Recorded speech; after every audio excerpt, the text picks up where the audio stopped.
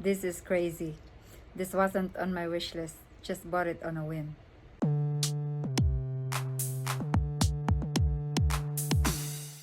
Hello my lovelies, welcome back to my channel. Today I'm gonna unbox my first ever and probably my one and only Louis Vuitton bag. I was contemplating between a capucines and a trunk style, but then I was thinking I already have my Birkin for a handbag, and I'm thinking of only getting one bag from Louis. So I've decided to get the trunk style, simply because it's unique, it's their classic style, and it's what Louis Vuitton is known for, trunks and luggages. So if I will only have one bag from Louis, this is it.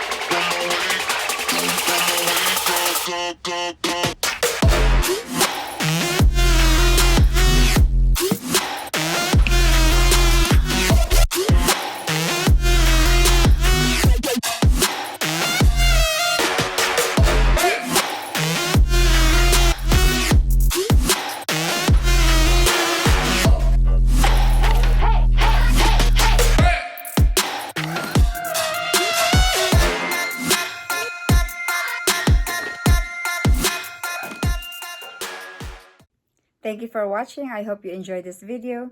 If you like it, please like and subscribe. This has been Rose. I'll see you in my next one. Bye!